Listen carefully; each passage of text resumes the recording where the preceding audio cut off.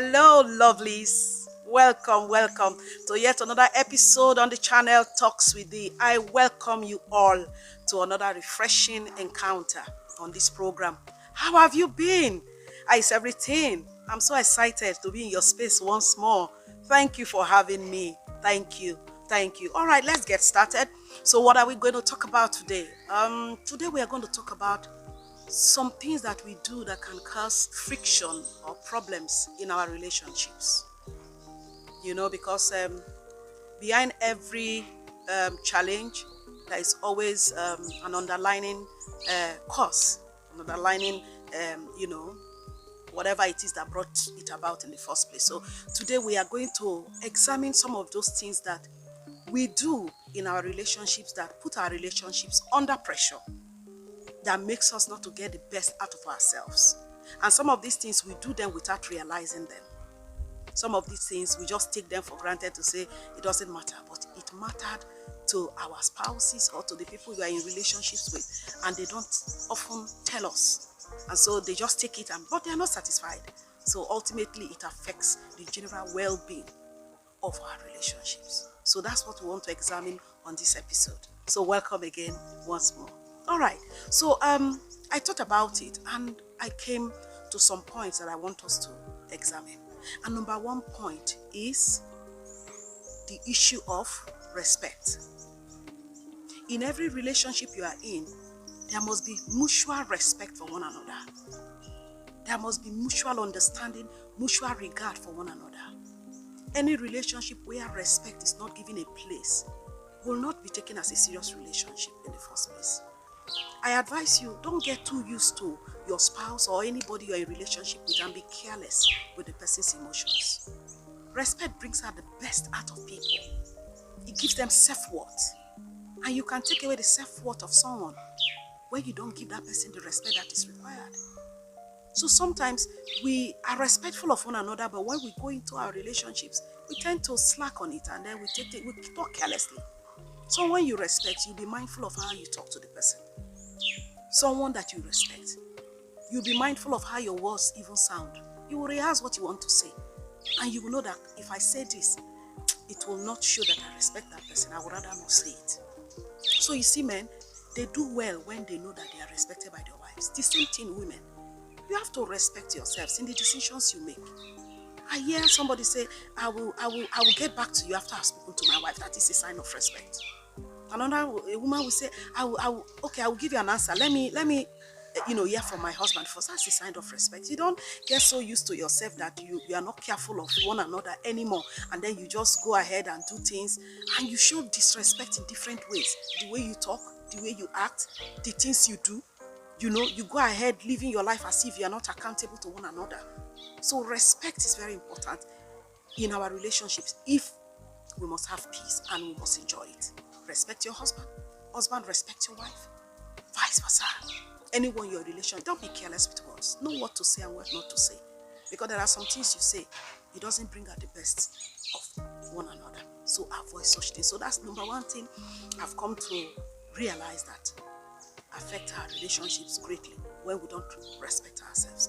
And number two, I will say, when we are not careful to take care of our environment, we are not careful to take care of ourselves. Untidiness, uncleanliness.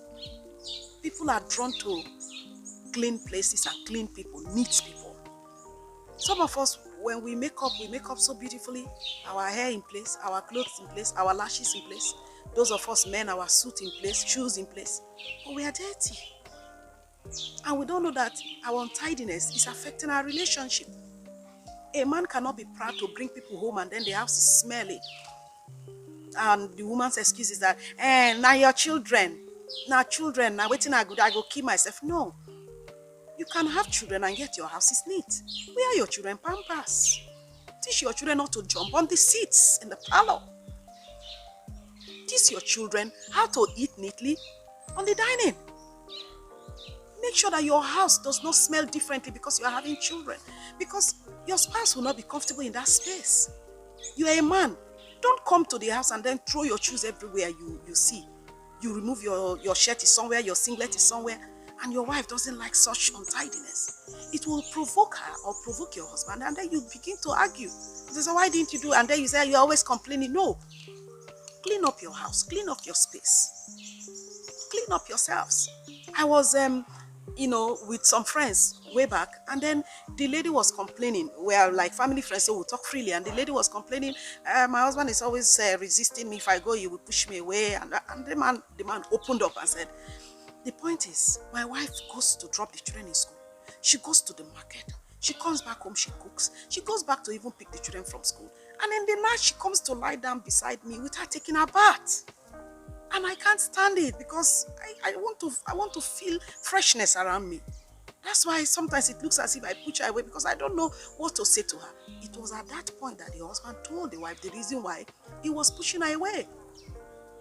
The woman was not careful of her own personal hygiene. That you are married to a man doesn't mean that you will take all the smell that you come with. No, now, don't suffocate yourselves. Clean up yourselves. Please, buy deodorant. Know how to smell good. Listen, if you go close to somebody that smells good, you feel like hugging on the person. Immediately, the person's smell draws you in. I remember my grandmother, she would see a young lady passing, and then she would call her, come. And the lady comes, and then she said, look at you. You can't even jack up your breast. You're not even wearing brassiere. Look at how flappy everywhere is. And look at your hair. Look at the way you are smelling. Why won't your husband run away? I was hearing my grandmother say that while I was a child. And it's the truth. We get careless, most of us, women. Oh, would they look me? I don't marry. Who cares? No, who told you? Even if nobody cares, your husband cares. Even if nobody cares, your wife cares. Please be clean. I'm a man. Men, they don't bathe like that. And I lie. Everybody needs to bathe and clean up. So as a man, know that you have to smell fresh for your wife. It's not just the women now cleaning up for the men. No, the men too. In fact, if you see some men, what they spend in taking care of themselves, you as a woman, you will know that you have not started. They will go clean your nails, clean your feet everywhere, shave up and everything, clean up. They go to the perfumery, they buy the most expensive perfume. They just want to smell good and clean. The same way you too, you can do that now. Don't say the money too much, the price of this thing is too much. Buy something nice and make yourself clean and sweet. So not just only your house, but yourselves also. So untidiness can actually cause problem, but cleanliness can bring families together. And number 3, I want to examine laziness. Some of us are so lazy on our responsibility towards one another. The woman just gets used to the fact that the man does everything. The man gets used to the fact that the woman does everything. No, you have to share these responsibilities and carry side by side. It's tiring for only one person. The 2 parties must play their role and bring their own part to the table. Don't be too lazy to contribute to the well-being of your marriage and then or your relationship and say, he's the one that's always doing it. And then you make the person feel frustrated. Because when you don't play your role in the relationship, the other person gets overburdened and there's frustration. So laziness also can cause problem, in our marriage. So let's watch it. And then money issues. Money issues. Listen, I discovered that if you can conquer the issue of money in your relationship, you have conquered 99% of all the problems that will come, because you know that money causes a lot of problems. And yes, you are in love with somebody, but you need money to service that relationship. So if you don't understand how to relate concerning money issues, you will have problems. Some of us are only happy with your spouse when they give us money, which is wrong. Which is wrong. I was talking to a young man, he says his wife is only excited at him when he gives her money.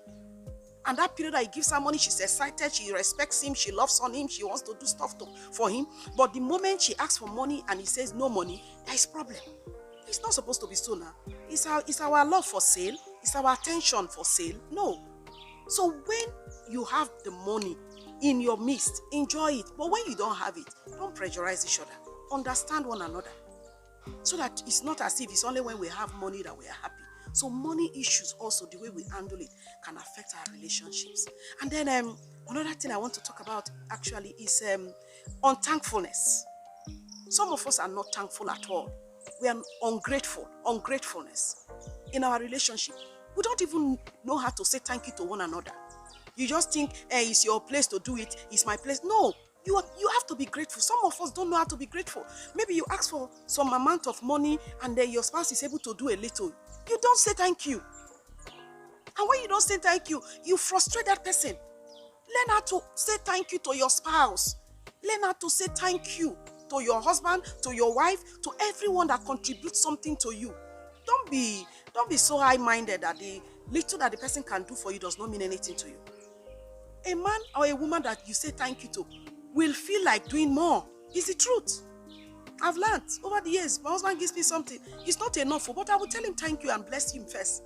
Only he will say, Madam, sorry, I wish I could do more. Rather than, is it this small thing you give to me, waiting this thing go rich? No. The man knows that things are not easy, but that's what he can afford. Thank him first. Thank him first. That's one other thing too I want us to consider. And then the next thing I want to consider too is unrealistic expectations. Every time we're expecting so much from ourselves. Listen, you can't kill yourself for anybody. You can do only what you can afford to do. And then sometimes, men, you put pressure on your wives. Unrealistic expectation. The woman that gave birth to several children through CS, you want her stomach to be as flat as that of a model. And you put pressure on her. You must slim down. You must diet. Excuse me. I have often seen more women gymming than men. And some of these slim women, if you see your men, your stomachs are big.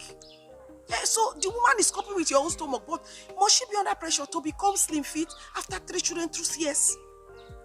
Don't be so unrealistic about your expectations. Don't expect so much from your spouse that you put them under pressure. Don't. Just calm down. Allow them to breathe. Because they have to breathe now. Because they are in relationship with you doesn't mean that they have to be, walking on eggshell. No, calm down. Don't be expecting so much from people that you put them under pressure. So that too can cause problem. And then another thing I think that can cause problem also is unhealthy comparison. Sometimes we compare ourselves with ourselves. The Bible says comparing themselves with themselves, they are not wise. Are you not seeing my friend's husband? He changes her cars for her. You, since I married you, it's only this car that I've been riding. Excuse me, thank God you even have one. Do you know the story of that man? Do you know how he makes his money? You want your husband to go and steal? Just calm down now. Stop comparing your spouse to another person. Do you know if they took loan to buy those cars? Do you know the pressure they are on because of those cars? Because sometimes you have so many things that people ask of the things than you. People don't ask you, how are you? They will ask you, what about your car?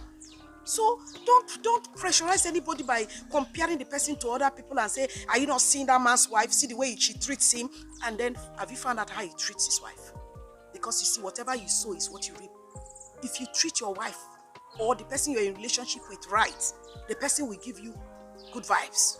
We cooperate. Listen, you can love and understand anybody into submission. You can get the best. In fact, as they will say, mumu button, you will just press the button and the person will respond because you know what to do to get the best out of the person. So stop comparing yourself with other people whose stories you don't know about. Concentrate on your own, relationship. And because of time, the last thing I want to, consider is also impatience. We are not patient with ourselves to grow. We are not patient. Oh, I don't have. You don't want to listen. I can't do it now. You don't want to listen. Somebody is not in the mood to do a particular thing for you. You are not patient for the person to come on board with you, to want to do it. Be patient with one another. Do not be impatient in your relationship because it gives the other person pressure. And everywhere there is pressure, the person cannot be happy. If you pressurize people into doing what they are not ready to do part time, they don't do it from their heart. It's not the 100%. I used to give an example to some people. I said, if your spouse holds something in his hands and he gives it to you freely, you will get it wholly, as in the thing is intact. But if you pull it out by force, you will get it in shreds. So when we are impatient with ourselves, we just shred ourselves, we shred our hearts. And then we don't enjoy the fullness of what we have. Let's be patient with one another, and then we will discover that, listen, everything is service to work better. So we have the responsibility to service our relationships to make them work better.